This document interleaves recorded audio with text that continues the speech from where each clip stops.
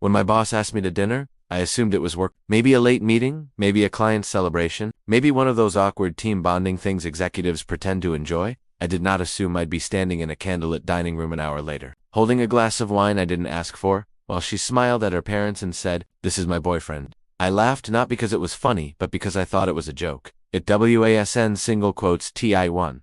The invitation it started with a message at 4:47 p.m. Claire, "Are you free for dinner tonight?" Before I continue, if you enjoy real, emotional stories like this, subscribing really helps the channel. That was it. No context. No work really, just that. Claire was my boss. Not kind of my boss. She was the boss. Director level.com/sharp. Intimidating in a way that didn't require raising her voice. The kind of woman who could silence a room just by setting her coffee down. I stared at the screen longer than I should have. Me? Is this about work? 3 dots appeared. Disappeared. Appeared again. Claire, sort of. Please say yes. That last line caught me off guard. Please, I hesitated. Every instinct said this was a bad idea. Blurred boundaries. Office politics. HR nightmares. But curiosity won. Me. Okay. Her reply came instantly. Claire, I'll pick you up. 7:30. That should have been my second. Warning. 2. The drive. She arrived exactly at 7:29, not 7:31. Not around. 7:30. Exactly. 7:29. Claire stepped out of the car, and for the first time since I'd known her, she didn't look like my boss. She looked nervous. Her hair was down instead of tied back. No blazer, no power heels, just a simple dress and flats. She smiled, but it didn't quite reach her eyes. You ready? She asked for dinner. I said. She nodded. Yes. Dinner? That was it. No explanation. The drive was quiet at first. The kind of quiet that feels intentional, like something is being rehearsed internally. Finally, she said, I need you to trust me tonight. I glanced over. About what? She took a breath. I'll explain soon. That was my third warning. 3. The house. We pulled into a quiet neighborhood filled with old trees and well-kept lawns. The kind of place where people wave at strangers and have opinions about curtains.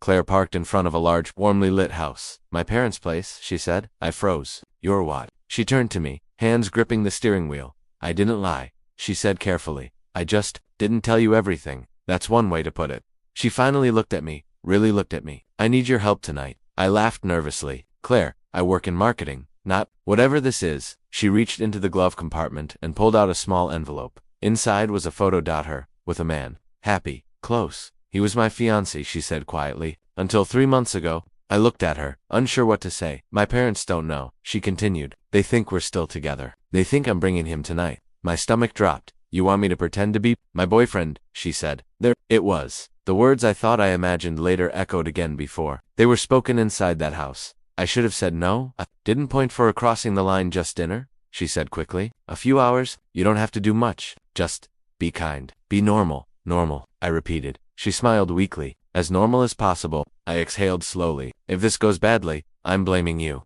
That's fair, she said. We stepped out of the car. Before we reached the door, she stopped me. Wait, she took my hand. It wasn't dramatic. It wasn't romantic. But it was deliberate. Her fingers were cold. Thank you, she whispered. And then the door opened. 5. The introduction. Her mother was warm and smiling, pulling Claire into a hug before even acknowledging me. Her father stood behind her, watching carefully the way fathers always do. Claire turned, gesturing to me. And this is. She paused, just for a second. My boyfriend.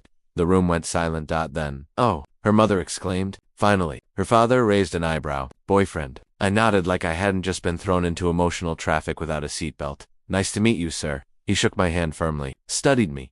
About time you brought someone home, he said. Claire laughed too loudly. Dinner was served moments later. No turning back. 6. The performance. For the first hour, it was all small talk. Where I grew up, what I did, how we met. Work, Claire said smoothly. Her mother smiled knowingly. I always said that's where you'd meet someone. You're married to that office. I nearly choked on my drink. Claire touched my knee under the table. Just once. A warning. Or reassurance. I couldn't tell. The lies piled up slowly. Not big ones. Small, believable ones. Movie nights, inside jokes. Remember that trip. Followed by quick improvisation. Somehow, it worked. Too well. 7. The cracks after dinner. Her mother brought out dessert. Her father poured whiskey. Then he leaned back and said, So?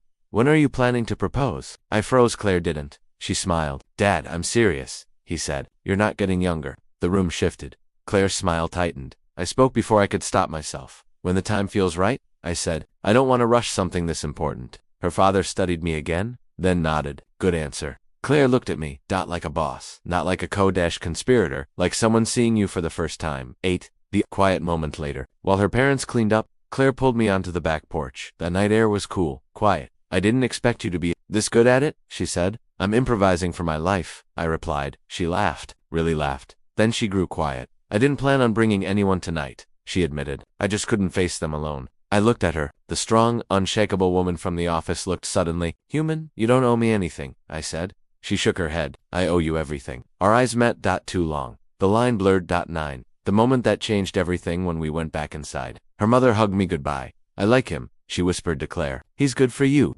Claire didn't reply. The drive back was silent again, but different this time. Not tense, heavy. When we reached my place, she didn't unlock the doors. I need to say something, she said. I waited. This wasn't supposed to feel real, she continued, but somewhere between dinner and dessert, it did. I swallowed. She looked at me, vulnerable, honest. I know I'm your boss, she said. I know this is complicated. She paused, but I don't want to pretend anymore. The silence stretched. Then I said, neither do I. 10.